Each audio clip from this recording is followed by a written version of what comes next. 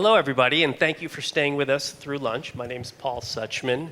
As a partner to Brand Innovators, I get the opportunity to do these panels, but it's not often you get to do it with such titans on the stage, and I think we know everybody. We know Alicia, Tomás, Jeffrey, and we're going to get right into it. What we're here to talk about, what's bringing this team together here, you have Tomás in the middle, platform, Alembic. You have investor. You have brand using it. And what they're here together doing is something that we're all looking for as marketers out there. We're all looking to qualify and quantify the value of the investment we're making in marketing, the ROI that we're getting back from our marketing investment. And that's what Alembic does, and it's a really interesting platform. So let's start there. Tomás, tell us about the platform, why you built it, what you're seeing, what you're doing, and the value that you're creating with it. Well, what I would say is that the first thing is that we've done an enormous amount of effort and great work around, programmatic and performance marketing for a number of years. The one thing that's been consistently elusive to a large extent, but also considered the most important in a lot of ways, is brand marketing itself. So much so that we have a cliche phrase that everybody's been saying for years, right? Like, brand marketing, I know half my marketing's wasted, I wish I knew which half, right? It's the Watermaker quote. When we started with Alembic, the way we pictured it is, do y'all remember contact tracing during COVID? Raise your hand if you remember, right? All right. So a lot of people think that mRNA, the vaccines, were the only big technology to come out of the pandemic. The other thing to come out of it was a lot of incredible mathematics. And did you ever notice that they could predict exactly what symptoms were happening, where things were going to go, the size of things? It almost looked like magical.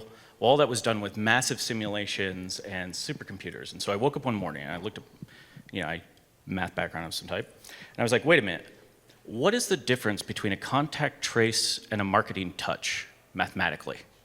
And I was like, absolutely nothing. So for every other industry, nuclear, weather, disease, drug discovery, we use supercomputers and giant actual true simulation models to be able to figure out what's going on and do better stuff. So why in marketing are we all stuck using math from the 1970s? So we were the crazy people who were actually like, okay, we got one of the several hundred most fastest supercomputers in the world that we physically own, that we actually run these simulations on for large brands. And the goal is to actually be like, can you actually find the causal attributed connection, actually causal analysis of when a big brand, when you generate net new interest, and how that's captured and how that equates to revenue. And that's what the system specializes in. And so, Jeffrey, now let's go to the investment platform. When WindCo saw this, what got you and the team excited to invest in it? Well, again, like many people in this room, I've spent 4+ decades in various different forms of brand marketing, and it's a black box. I'm super confident that it has had value, but the inability to actually have attribution, not only to brand spend to traditional media, to offline media, but then activations. What are activations worth?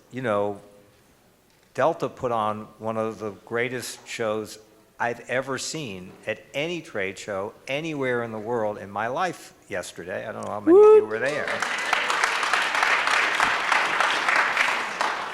And there's enormous importance and value for them with their strategic partners, for their own employees. They're celebrating 100 years. I could go on and on and on to many things that are, that were sort of intrinsic values about it.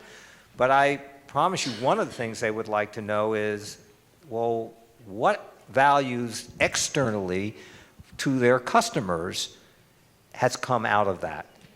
And what the genius and brilliance of Tomás and his team of 35 of the most nerdy nerds you've ever, trust me, he starts talking and he loses me at hello. But and when my partner Justin is here, who came to me a year and a half ago, and he said, listen, I just met this company, and here's what they do. And I looked at him and I went, and Justin's less than half my age, just to give it, it's maybe a third of my age. And I said to him, Justin, Dumbo didn't actually fly. And he said, well, maybe, but this does. And so this is the remarkable thing for us is that I think that Tomás had achieved what is the impossible. It's called 0 to 1. As the founder, he's been doing this now for many, many, many, many years. This is not something that happened overnight. Did an amazing job before we came along and met the guy. You may have heard of this guy, Jensen Huang, NVIDIA. You may have heard of him. Somehow or another, and Jensen, whose antenna is singular and unique, adopted him and said, I'm going to give you state-of-the-art compute at scale. And what he does would not be possible. Like, this couldn't have happened 3 years ago, right? It's not just that the idea is remarkable and what he has achieved with data and mathematics and numbers, but it's also the innovation that has gone on around supercomputing that is actually where these two things have intersected at this moment in time.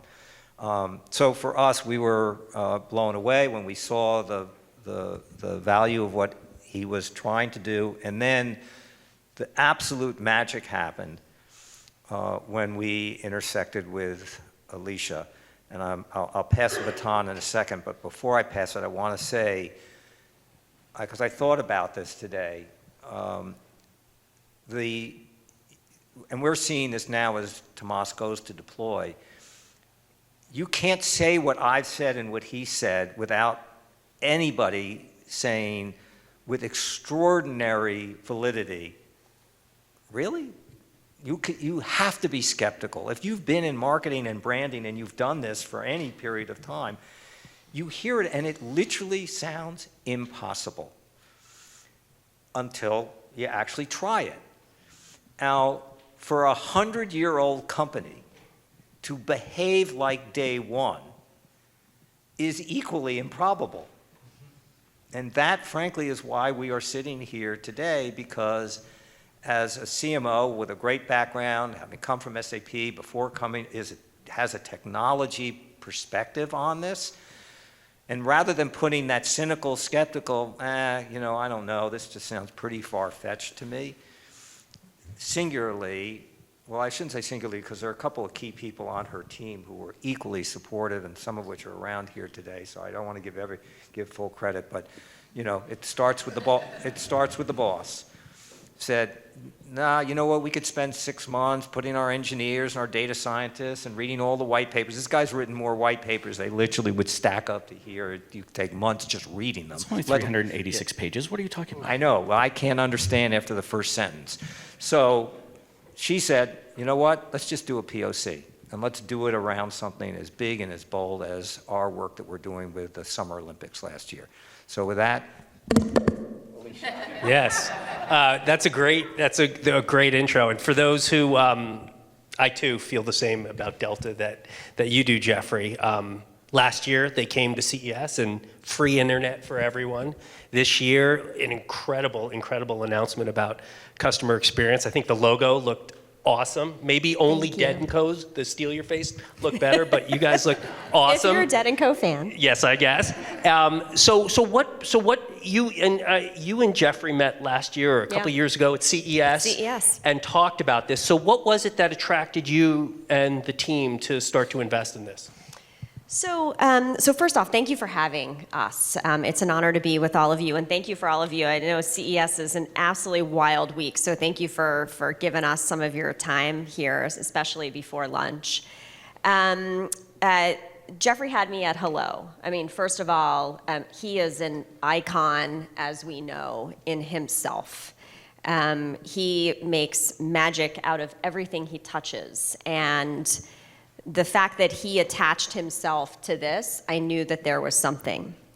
I began my career actually in the finance and M&A side of the business, but when I was selling and merging companies early in my career, I realized at the heart of that was a brand's ability to really tell a very compelling story about the value of your brand, the value of your products, and how well they resonate with your customers. And I knew that that was the most important thing that made a company marketable, if you will. And so decided to move from one side and then into the marketing side. So fast forward 25 years later, I pride myself on many things that I've been able to achieve in my career. The singularly hardest thing is measurement. Because as someone who started on the business side, if you will, I was always skeptical, and we reference it as a black box. I was skeptical of marketing as a function. Depending on what brand you work for, you either see market as a liability or an asset. And those companies that see marketing as a liability, it generally comes down to measurement. Those who see it as an asset, it is because your marketers know how to measure. And you know how to measure not in ways that are most comfortable to marketers. You know how to measure based on what is going to move your business forward. And I have always said that every resource I've ever been able to achieve, every dollar I've been able to increase in my budget has because I have had a very sound measurement strategy in place. But the world of marketing measurement has been exceptionally limited until Jeffrey and Justin and I had our first conversation at CES. And I said, and I've always prided myself on this, even though I knew very little, I said, this is going to change the way marketing is valued in organizations, and everywhere marketing can be seen as we should be, which is an asset in absolutely moving your company forward. And I said, let's do it. Let's do a pilot. I've got the Olympics coming up. There is an extraordinary amount of spend that I want to be sure to show how every dollar spent is going back to driving the business forward. So we embarked on a pilot together over a very short period of time. And the beauty of Alembic is if you think about the way measurement happens today, it's manual, it's labor intensive, you've got to be sure you have the right skills and the right people, and you got to do it fast and quick because as we know, as CEOs and CFOs, they want instant results because you're holding up 10, 20, 30 million on the P&L. If I can't demonstrate how every part of that dollar is working for us, then it's seen as a, quote, nice thing to have, to put the brand on a big event, but it's not really moving our business. We were able to show during this pilot, just after little inputs, when we had the brand during the opening ceremony, or we had the brand during the closing ceremony, millions of dollars instantly, we could show came through our transaction platforms because of Delta being at a certain place. And this is above the line, right? So there's often a difference, as we all know, for those of us who are in the room that are marketers. Above the line marketing is not typically there to actually drive demand, drive conversion. It's there from a brand perspective, to drive perception, eyeballs on the brand. I was able to show how every single dollar we spent actually converted into cash sales for Delta. And this was not insignificant numbers at all. And we were able to do that in real time. That is unprecedented and nothing that I have ever seen in 25 years. And so just to make that point, this is not a sort of next generation or innovation on MMM. That's an 80s metric. And this is actually a total sort of reconception about how you approach this. Yeah, one of the things I would say is that, for reference, like the entire purpose of the entire company of Alembic is to do one thing, to turn marketers into storytellers again. Period, the end. To do that, I remember I started on the technical side, but then I ended up becoming a CMO, but I worked for private equity, right? They have no sense of humor. And I remember like getting called at 11 o'clock at night, it's the holidays, by my CFO, and he's like, Tomás, you have the largest discretionary spend in the entire company. What do you mean you don't know what it does? And like, what do you say to that, right? Merry Christmas.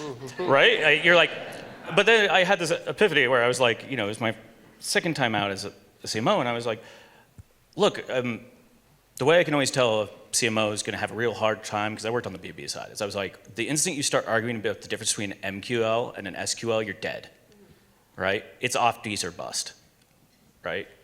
And the problems you get here when we're kind of talking through this is all the current methodologies, say like MMM, mostly based off, for a couple of nerds in the room, linear regression. Linear regression can't see individual events and the time between those events. The hardest thing to do in all of marketing is you have no history, right? So you do a campaign for 2 weeks. You don't have 4 years of Olympic history to do the extrapolation on, right, to predict out, right? We do things because they're there. And then you have single moments in time. You can't A/B test a Super Bowl commercial. You would leak it, and then it would lose all of its effectiveness. And so these type of limitations, it's not actually, we always recommend that people leave their legacy MTA, MMM, and every other system in place. We're just a completely new methodology, built for a very specific thing of being able to actually track this stuff in real time and be able to make the call. Because when you can reallocate that spend, or one of the most interesting things I thought about the Delta thing is there was so much wonderful brand activation during the stream itself. And one of the things that came out of that was the spots were very effective too, but the actual content in the stream itself, right? The medal ceremonies presented by Delta, the opening ceremonies, being involved in the most emotional moment in that process highly outperformed the standard rotationary practice. Now you obviously need both, right? You have to have reinforcement of memory. Memory has entropy, right? But that is kind of the key here, and that's kind of where you have to take the thinking and move it to a different place. The problem is that requires taking our practice, which I jokingly say most marketing software has been built by engineers who hate marketers, and you have to push it to the next level of where do we have tools that exceed everywhere else in the business, right? How do we actually become the strategic leader, the center of excellence for analytics? And that was the task. So again, Alicia, I would defer back to you, which is, it's not just the math output, but it's then how that gets delivered to you in a way that you not only can digest it, but you can activate off of that would be maybe helpful. Yeah, and it is, first of all, it is delivered quickly. And it's a big point to not overlook. Because, when you've put so much manual labor against measurement, which, we have for decades, number one, speed is a winner. But speed is only a winner if it's highly intelligent and it's bringing it to you in a format that is usable, as Jeffrey has just pointed out. And so near instantly, I remember it couldn't have been more than 2 weeks after you delivered us our first report. We pulled together every single Delta person who contributed to our Olympic presence. And it was a way to sort of say thank you to all of our employees. And so I did stand up there and say thank you, but I also talked about how every single one of their efforts actually contributed to revenue in the business. And it was like this aha moment in the room. And I said, I can actually give you a number of how every single one of these assets actually drove an action from a consumer to go buy an airplane ticket as a result of that. I love that. And that's unheard of. Right. I mean, and I've, as I said, I've been in the marketing space for 25 years. Sure, could I maybe have gotten to some level of that over a very long period of time, as Tomás has pointed out? Perhaps, but not necessarily with the comprehensive view because of the myriad of data sources that they're pulling from. Could I have done that? And quite frankly, if I was going to go back to that conversation 6 months after the fact, trust me, my CEO, my CFO would already be like, we just spent millions and millions of dollars. I have no idea what it accounted for, so let me just like write that one off. And it's like you've already moved on to the next one. I can't dust things off 6 months later and say, okay, now let me show you our results. And that's the point. And I think what you were saying before about marketing either being a cost center or a strategic business enabler. And that's what you're talking about. You're able to bring marketing now, not just bring great looking creative, which is incredibly important, into the boardroom, but you're able to bring the outcomes and the results of that. Can I just add one more thing? Please. And it matters, Yeah. right? Because oftentimes, and I've seen this throughout my career, us to be a partner with the Olympics is not inexpensive. And I don't think I probably need to say that. It's not inexpensive. I'm on the board of LA 2028, and I can actually testify to that. Yeah, yeah. And we're a founding partner, and you've even charged us more. Well done, Justin. So we both know. We both know. So I like to look after my friends. I want to do big events not just once. Right. Right? Like, we got to keep the momentum. I was not going to be able to do the Sphere like we did yesterday if I wasn't able to demonstrate what we did with the Olympics, right? Like, I want it because every time, and for those of us in the room, when you raise the bar really high and you do really well, immediately it's like, okay, well, what are you going to do next? I want to be able to have the funding from my company to be able to do what's next. Right. The strategic business enabler. And the only ability for me to do that is if I can show the effect that event had on our business. And I'm telling you, it's not just number of eyeballs that interacted with a piece of content. It's the action. It's that buying action that they To the took. dollars. I Jeffrey. was going to say look, we're in the unit economics business. CFOs, there's this weird thing between marketers and CFO groups. One of the things we do with every pilot is we actually ask for engagement from finance. One of the things that our software controls is we think about externalities in the world. Well, classic thing CFOs would come to me and say is, hey, was it actually marketing or was it just the market? How many of you have all heard that, right? Well, really, we're just doing well in that way. So we bring in 800,000 different time series from the Federal Reserve to be like, no, it wasn't oil prices, it wasn't interest rates, it wasn't all this external stuff, right? So, Tomás, the one thing which I actually think might be interesting here is just for people to just get a little snapshot is what is the top of the funnel here in terms of what you are ingesting? How broad, deep, wide does that go? And its ability to capture everything. So the thing about the hardest thing to do in all of data analysis for marketing, this is actually really important, is to what we say normalize. How do you compare a Super Bowl commercial of millions of impressions or Nielsen brains or whatever you want to call it these days? How do you compare that to a website visit of a few thousand? And how do you compare that to a first class high-end international ticket sale of a few tens of thousands? They're different metrics, they're different mediums, right? Some have time series, they're different formats, et cetera. What we did is we built a way, just like if you heard Jensen's keynote, we built a way to view all this stuff through AI and everything and pull it in. Once that is done, the key here is that we can actually pull in any number of things. It depends on the business. We have to conform to the business, not the way the business conforms to us.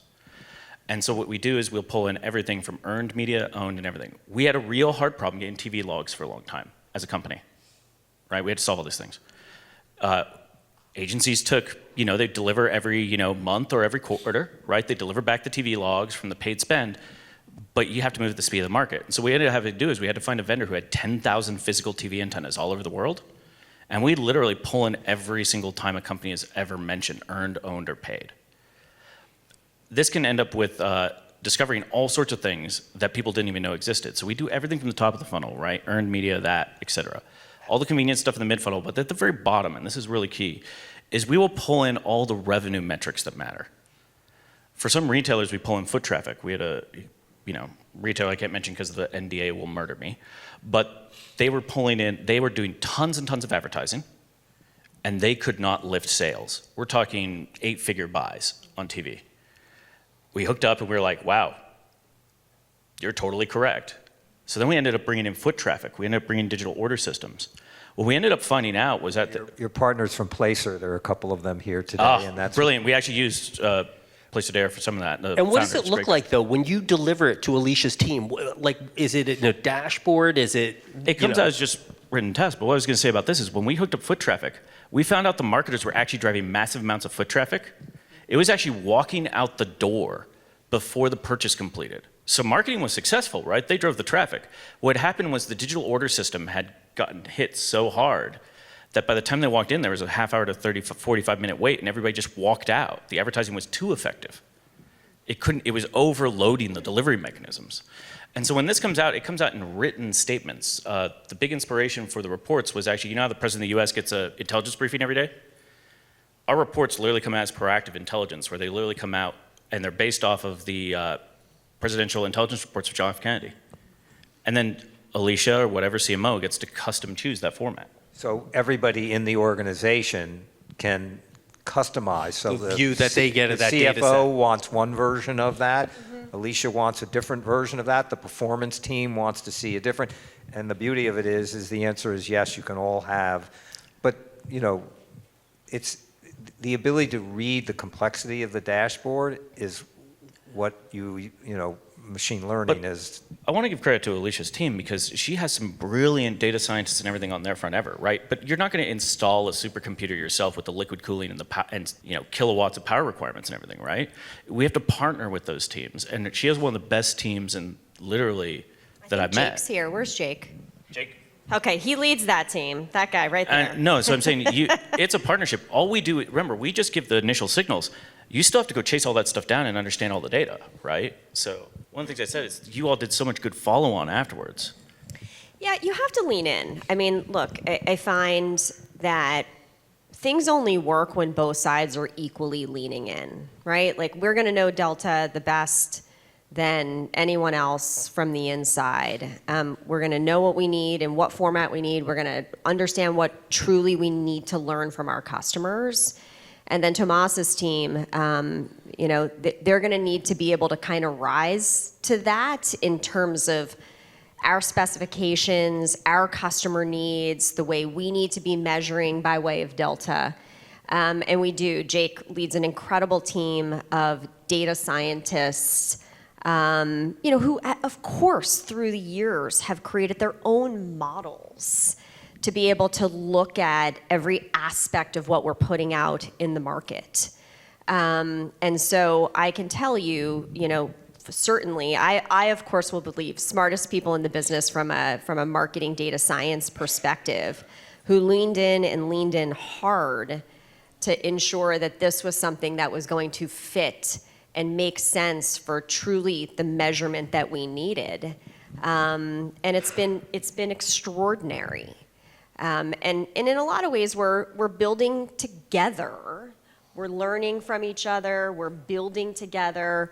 We're bringing our every day to help improve and inform what Tomás and his team and how they think about it. And as they bring their expertise from the world of measurement, but this exceptional world of AI and how it can unlock things that we've not been able to do before. When you marry those things together, and you're equally rising every single day, doing what you need to do, that's when, you have beauty. And you have to be able to do that.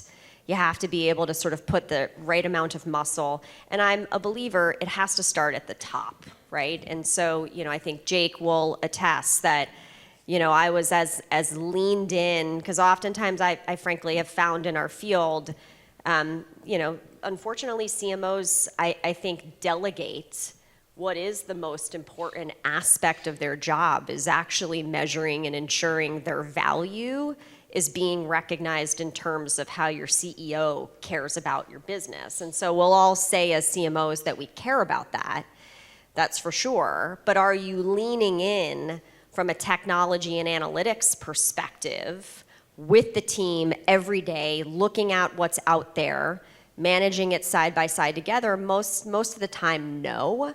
And I have, and it makes a world of difference for sure. That's awesome. And again, it's almost like the theme from the Sphere is carrying over here. We're talking about using really complex, powerful platforms to answer fundamental questions and solve very clear needs. And this is what puts marketing as a business enabler and in the boardroom. It's technologies like this. I'm looking at our time, and I know we could keep doing this. Tomás, it gets complex. I was ready to talk about sun chips, but I guess we're not going to do that today. Let's just quickly, one question for all of you, unrelated. What are you most excited about in 2025? Let's start, Jeffrey, with you. I think the opportunities, innovation, creativity, productivity, I have a bottomless well of optimism, and so the rate of innovation that is going on today, driven by this new opportunity, AI, is to me spectacular. And Awesome. I hope there are people that are dealing with the less optimistic versions of that. I'm counting on that, in fact, but for us right now, it's super exciting. Awesome. Tomás? I'm going to have the total nerd answer, of course. Everybody's heard about the agentic stuff and agents and everything. I'm a little bit controversial. I actually believe a lot of those will end up being commoditized.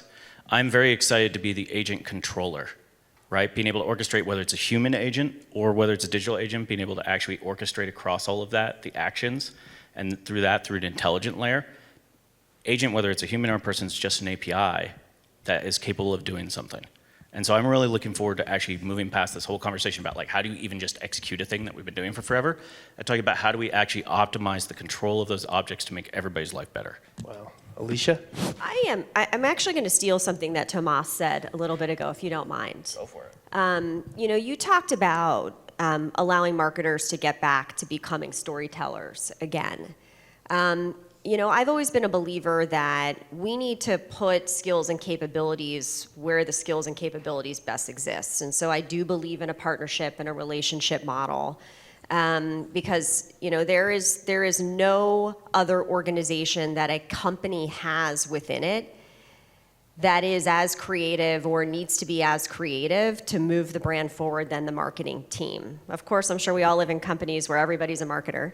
Oh, yeah. But why does that happen?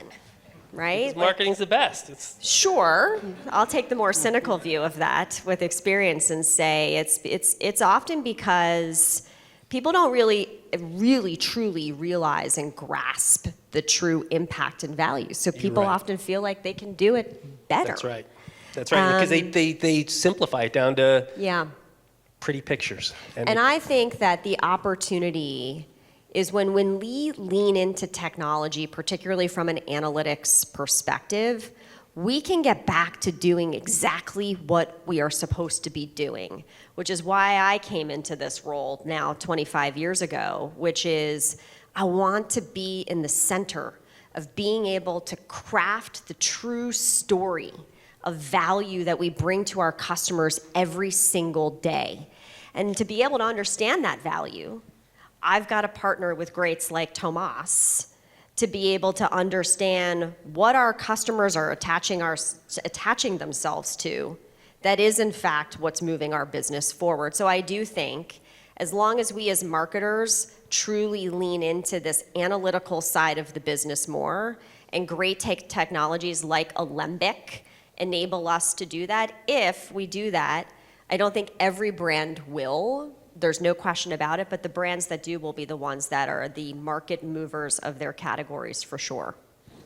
Awesome. Amen. Alicia, Tomás, Jeffrey, thank you. Thank you.